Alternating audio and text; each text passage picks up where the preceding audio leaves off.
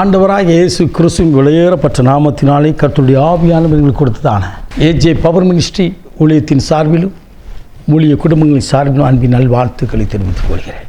எனக்கு அருமையானது, ஒவ்வொரு நாளும் கர்த்தருடைய வார்த்தையை கேட்கின்றீர்கள். கர்த்தர் உங்களை அளவில்லாமல் ஆசீர்வதிப்பாராக. உங்கள் உறவுகள் நண்பர்களுக்கு கர்த்தருடைய வார்த்தையை சொல்லுங்கள். தேசமெங்கும் திருச்சபை எங்கும் தேவனுடைய வார்த்தை கடந்து போகட்டும். கர்த்தருடைய ஆவியானவர் அளவில்லாமல் உங்களை ஆசீர்வதிப்பாராக. ஹல்லேலூயா.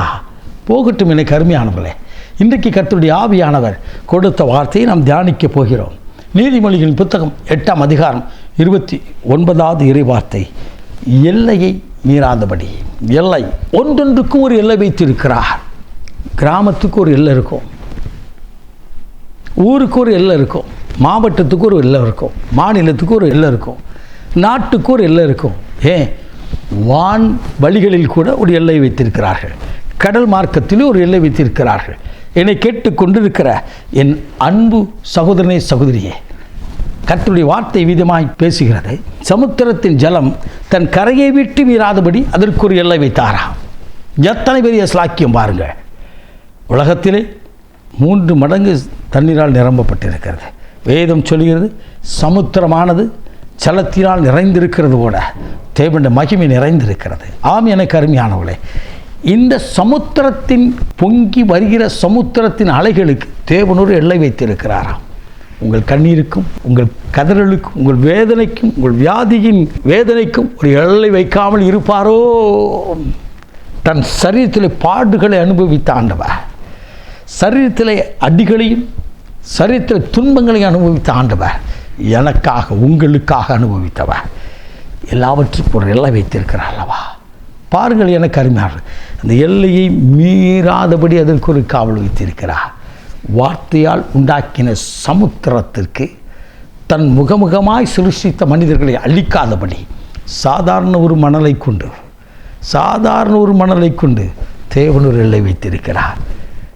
என்னை கேட்டுக்கொண்டிருக்கிற அன்பு தம்பி தங்கச்சி, என் அன்பான தாயை தகப்பனே, அவர் சாதாரண காரியத்தை கொண்டு அசாதாரண காரியத்தை செய்கிற அருமையான தெய்வம் அவர். அல்லேலூயா. மோசேயின் கரத்தில் உள்ளது சிறிய கோல், ஆனால் அந்த சிறிய கோலை கொண்டு பெரிய சமுத்திரத்தை 2ஆக பிரிக்கும்படியா கர்த்தர் சித்தம் வைத்திருந்தார். ஆம், உங்கள் வாழ்க்கையிலும் கர்த்தருடைய ஆவியானவர் உங்கள் கண்ணீருக்கு ஒரு எல்லை வைத்திருக்கிறார் அல்லவா? உங்கள் கதறலுக்கு எல்லை வைத்திருக்கிறார் அல்லவா? உங்கள் வாழ்க்கையில் இது மட்டும் மிஞ்சி வராது என்று சொல்லி சமுத்திரத்தின் அலைகளுக்கு எல்லை வைத்தவர் உங்கள் கண்ணீருக்கு எல்லை வைத்திருக்கிறார். வியாதிக்கு எல்லை வைத்திருக்கிறார். உன் கதறலுக்கு எல்லை வைத்திருக்கிறார். உன் வேதனைக்கு எல்லை வைத்திருக்கிறார். இன்றைக்கு கர்த்தருடைய ஆவியானவர் தன் கரத்தினால் உங்களுக்கு அற்புதம் செய்ய போகிறார். இன்றைக்கு இயேசுவின் கரம் உங்களுக்கு முன்னதாக நீட்டப்படுகிறது. இன்றைக்கு இந்த ஆணி வாய்ந்த கரத்தை நோக்கி பாருங்கள். ஆணி வாய்ந்த கரத்தை நோக்கி பாருங்கள். அவர் உயிரோடு இருக்கிறார். சமுத்திரத்திற்கு எல்லை வைத்தவர் என் வேதனைக்கு எல்லை வைத்திருக்கிறார். என் கண்ணீருக்கு எல்லை வைத்திருக்கிறார். இன்றோடு என் வாழ்க்கையில் ஒரு மாற்றத்தை கொண்டு வருவார்னு சொல்லி விசுவாசியுங்கள். தேவனுடைய வார்த்தை வானமும் பூமி ஒளிந்து போகும், அப்படி வார்த்தை ஒளிவதில்லை. ஆம், எனக்கு அருமையானவர்களே, அந்த வார்த்தையை அனுப்புகிறார். உன் கண்ணீருக்கு ஒரு எல்லை வச்சிருக்கமா?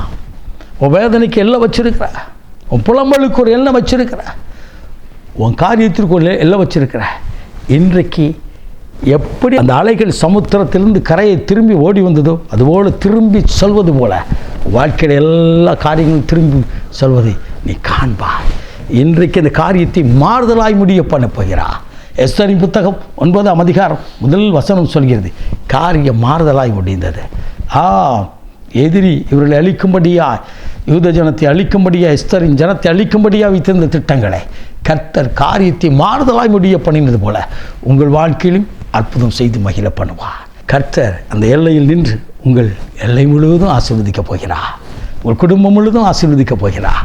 உங்கள் பிள்ளைகள் முழுவதும் ஆசீர்வதிக்கப்படுவதை நீங்கள் காணப்போகிறீர்கள். உன் சந்ததியின் ஆவியும் சந்தானத்தின் ஆசீர்வாதத்தை வைக்கிற ஆண்டவராயை கர்த்தர் உங்கள் இல்லத்திற்குள்ளாய் உங்கள் அருகிலே வருகிறார். நாம் ஜெபிப்போம். மகா பரிசுத்தமுள்ள தகப்பனே, இந்த அற்புதமான வேலைக்காய் ஸ்தோத்திரிக்கிறோம். இன்றைக்கு உம்முடைய வார்த்தையை கேட்டுக்கொண்டு ஒவ்வொரு கண்ணீருக்கும் எல்லை வைத்திருக்கிறேன். உடைய கரத்தை நீட்டி அற்புதம் செய்யும்.